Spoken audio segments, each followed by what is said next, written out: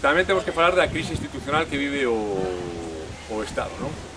A recente sentencia do Tribunal Constitucional en relación ao Estatuto de Cataluña ten un simbolismo moi importante porque marca un teito ao autogoberno das nacionalidades históricas ou nacións sen Estado, que é absolutamente o mesmo, non?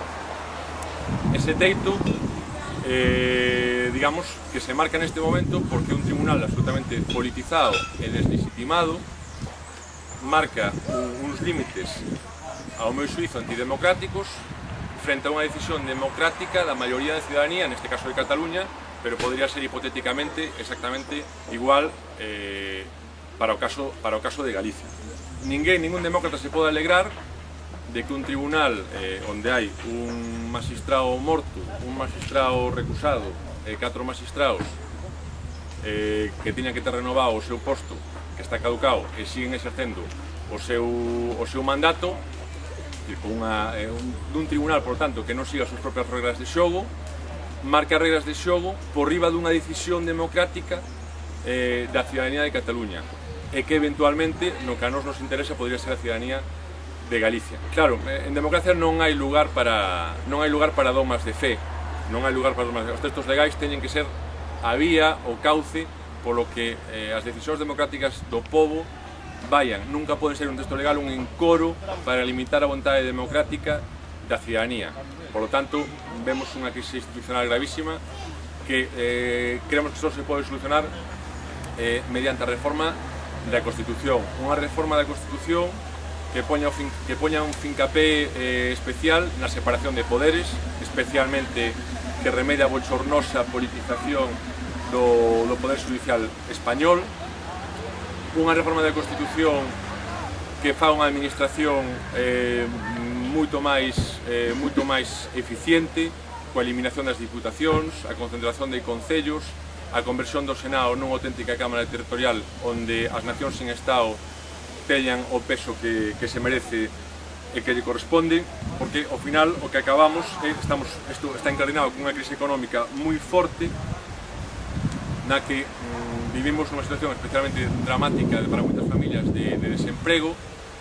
Podemos recordar que o presidente da Xunta culpaba do nivel de desemprego ao anterior goberno da Xunta e agora resulta que un ano e pico despois hai moito máis nivel de desemprego e el non é o responsable. Como é posible que se o responsable antes era o anterior goberno da Xunta, ahora que o goberno teno el, aumenta o desemprego e o responsable non sexa el?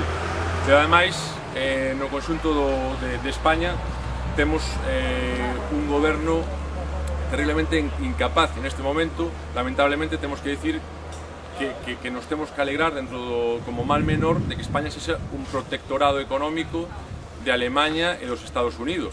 Todos sabemos que foi Obama o que chamou, isto foi público, apareceu na prensa, e Obama o que chama a Zapatero e dice, tes que tomar as decisións xa. A partir de aí ten unha reunión en Moncloa e dice, onde recortamos?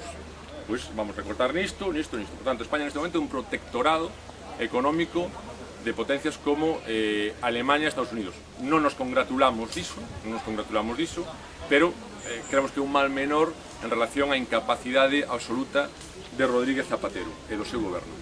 Tamén temos que pagar os cidadáns un modelo económico que compartían PP e PSOE baseado casi exclusivamente na construcción, un modelo que a todas luces era insostible, pero podemos recordar que tanto Pedro Solbes, sendo ministro de Economía, como Álvarez Cascos, sendo igualmente ministro no goberno de Aznar, dixeron que non había ningún problema, que os españoles eran ricos e podían pagar os precios deses pisos. Ambos dixeron iso.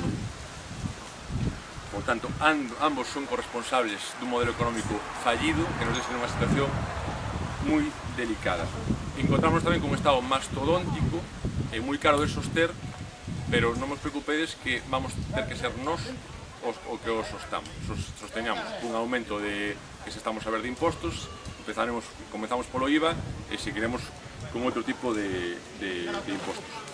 Nós non pararemos de insistir en que hai que suprimir as diputacións provinciais, pero como sabemos que, por exemplo, outras organizacións políticas tamén pedían que se suprimisen as diputacións e agora están moi contentas digamos, no uso clientelar e caciquil dos resortes das diputacións que cogobernan, pois nós xa tomamos unha decisión de establecer un mecanismo consistente en que os diputados provinciais de Converxencia doarán un 40% do seu salario a un fondo que se gastará nun ben material concreto que se fará entrega de forma transparente e pública a un concello determinado, para evitar que a propia dinámica da institución e a propia inercia de ingresar nas institucións nos convirta nun cómplice máis dun sistema parasitario, inútil e moi costoso.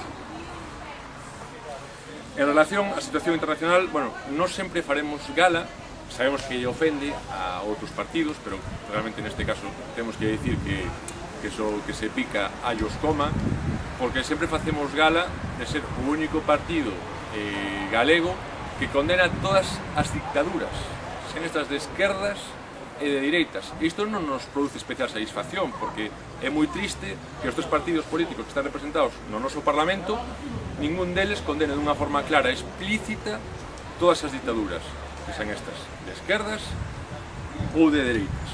Nos condenamos dictaduras, pois, en Cuba, condenamos dictaduras como Birmania, como Irán, como China. Recentemente unhas mocidades dunha organización política que está no Parlamento galego dixo que os seus referentes eran Irán, Cuba e Venezuela. Nos creemos que isto nos conduce ao atraso e nos conduce ao terceiro mundo. Incluso don Manuel Fraga xa recentemente dicindo que lle parece que os disidentes cubanos exaxeran. Hombre, seguramente cando ele era ministro de outra ditadura, ao mellor non eran tan benevolentes cos disidentes como si o réxime castrista, pero eso non significa que os disidentes exaxeren en absoluto.